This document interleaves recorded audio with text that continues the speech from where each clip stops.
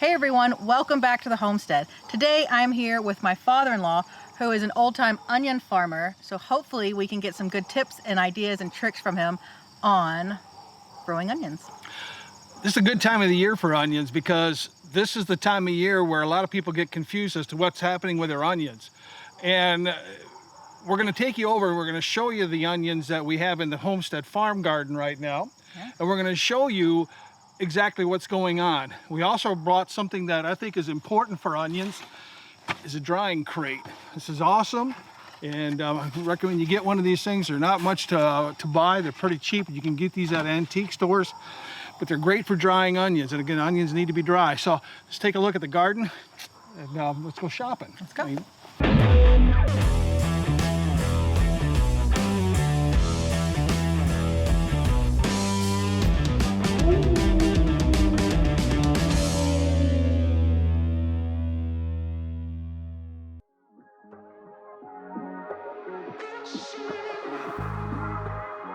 All right, this is a great looking batch of onions here.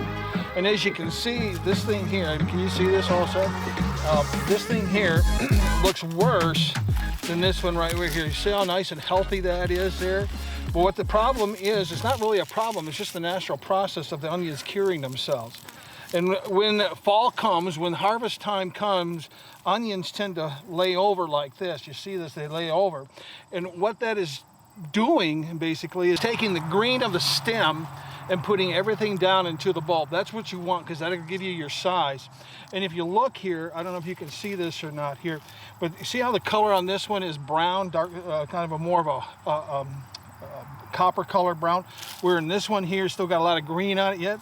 See how this is still, I just pulled your onion, daughter. I apologize. I'll pay for that.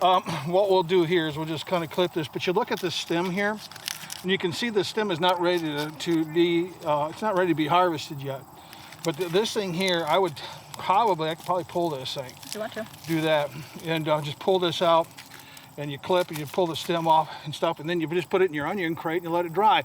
One of the things you do not want to do when you dry your onions is don't put them out in the garage in the wintertime if you live in a cold climate, because they will freeze. You do not want onions to freeze. When they freeze, they get slimy and they'll lose their integrity. But you want to put these down in a cool, dry place that will keep them precious and preserved. One thing I have found is that there's not a lot of creatures and environments that like to eat onions. And a lot of times what happens here, what we did on the farm, is when the stem, a lot of these stems will get stubborn and they won't want to lay over it. Like, let me see something else here. See how this one here is laying over right there? That's what you want. But sometimes they don't do it, so I would recommend taking like a bucket and just rolling over your onions like this with a bucket. Probably about the time that everything else is starting to lie down pretty good. You know, like, you know, when you have a, like this one here's laying down, this one here's laying down, I would say within the next 2-3 weeks, everything's gotta be laying down. Just go through and roll it over. Roll them over and get the stems broken so that everything will go down into that bulb and give you the biggest bulb possible. And you still leave them in the ground though after you roll them over? You can leave them in the ground for a certain period of time. I would try to pull them before frost. Keep the frost off them, just you want to preserve that. See, in the onion world, we'd have what we call jumbos and boilers. Did you know that? You know what? Let me explain to you what that's a pretty good size. I would say that qualify as a small jumbo onion. But the boilers would be the little peewee ones. And the boilers, like these little ones right here?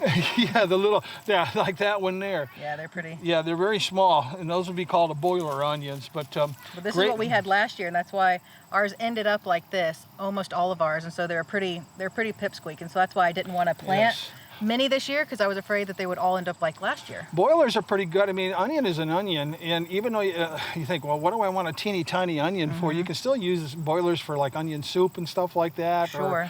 Or just a garnishment, or not a garnishment, but a addition to a salad or something. They're good for that.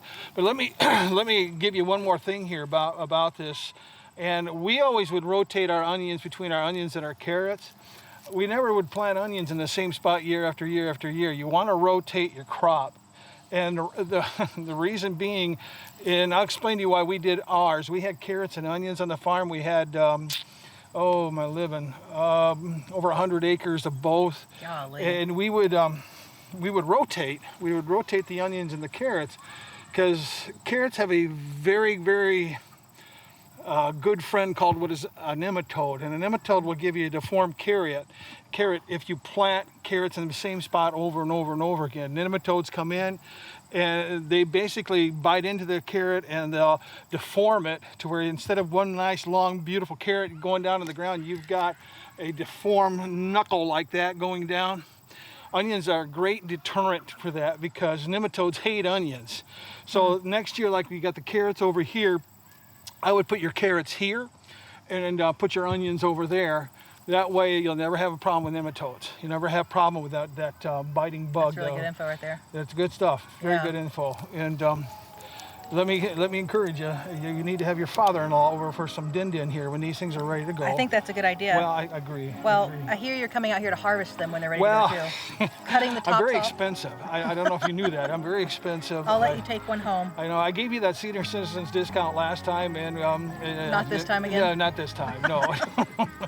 Well, I appreciate that. You bet. You bet. But anyway, hope that's encouraging to you.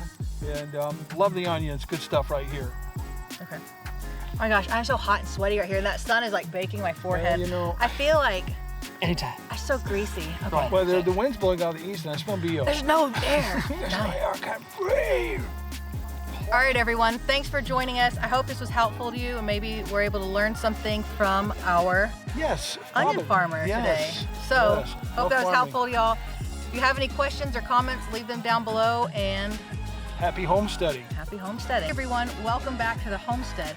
Today I am here with my father-in-law, who is butt-face.